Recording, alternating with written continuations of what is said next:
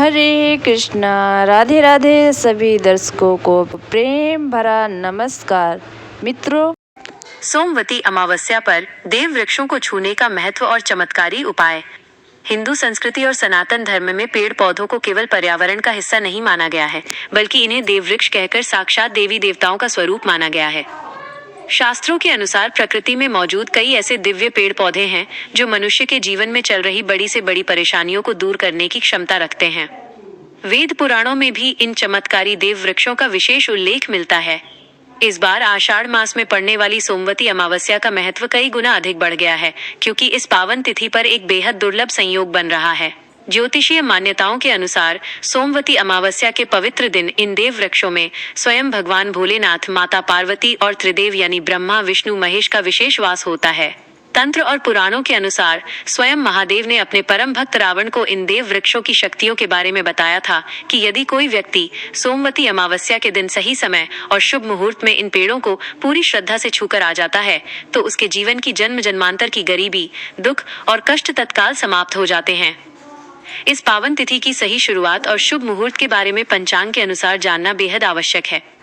आषाढ़ मास के कृष्ण पक्ष की अमावस्या तिथि की शुरुआत 13 जुलाई को शाम के समय हो रही है, जिसके कारण सोमवती अमावस्या का मुख्य पर्व 13 जुलाई सोमवार के दिन ही पूरी श्रद्धा के साथ मनाया जाएगा। विज्ञान भी कहता है कि पेड़ पौधे मनुष्यों को बिना किसी मूल्य के प्राणवायु अर्थात ऑक्सीजन प्रदान करते हैं और हमारे द्वारा छोड़ी गई कार्बन डाइऑक्साइड तथा आसपास की नकारात्मक ऊर्जा को अपने भीतर सोख लेते हैं। वहीं हमारे धर्मशास्त्र कहते हैं कि सोमवती अमावस्या के पावन समय पर ब्रह्मांड में अद्भुत चेतना और दिव्य शक्ति का संचार होता है, जिससे इन देव वृक्षों की शक्तियां जागृत हो जाती हैं। इस विशेष समय में इन पेड़ों को स्पर्श करने मात्र से मनुष्य की कुंडली में मौजूद बड़े से बड़े दोष जैसे कि कालसर्प दोष, मंगल दोष, शनि दोष और राहु केतु के अशुभ प्रभाव पूरी तरह से शांत हो जाते हैं और मनुष्य का भाग्य 7वें आसमान पर पहुंच जाता है। सोमवती अमावस्या के दिन छुए जाने वाले देव वृक्षों में सबसे पहला और सर्वप्रधान वृक्ष बेल का वृक्ष माना गया है। भगवान शिव की पूजा में बेल पत्र का स्थान सबसे ऊंचा है। स्कंद पुराण की कथा के अनुसार बेल का वृक्ष माता पार्वती के पसीने से उत्पन्न हुआ था, जिसके कारण इसे साक्षात नवदुर्गा और जगदम्बा का स्वरूप माना जाता है। शास्त्रों में वर्णन है कि बेल वृक्ष की जड़ में गिरजा माता, तने में महेश्वरी, शाखाओं में दक्षिणायनी, पत्तियों में माता पार्वती, फलों में कात्यायनी, फूलों में गौरी और इस वृक्ष के संपूर्ण शरीर में स्वयं साक्षात धन की देवी माता लक्ष्मी का वास होता है। सोमवती अमावस्या के दिन शाम के समय यदि कोई व्यक्ति बेल के वृक्ष के नीचे गाय के घी का दीपक जलाता है और इस वृक्ष को स्पर्श करके अपनी मनोकामना बोलता है तो उसके सभी पाप और कष्ट तुरंत नष्ट हो जाते हैं।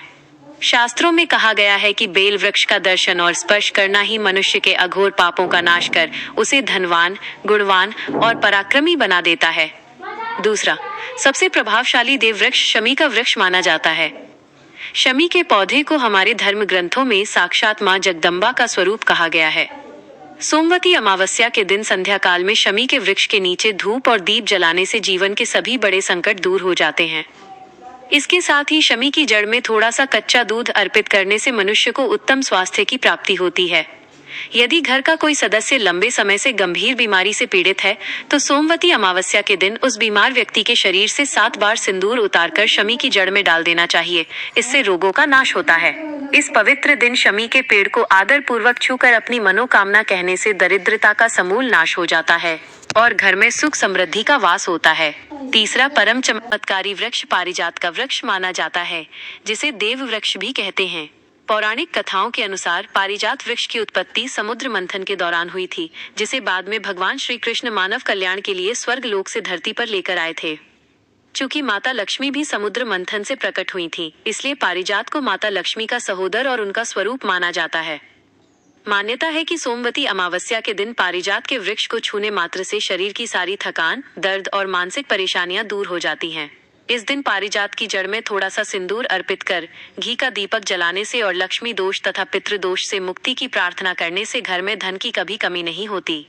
यदि किसी के घर में धन की बरकत ना हो रही हो तो सोमवती अमावस्या के दिन पारिजात के 5 फूलों को सुखाकर पीले कपड़े में बांधकर तिजोरी में रखने से आर्थिक स्थिति बहुत मजबूत हो जाती है।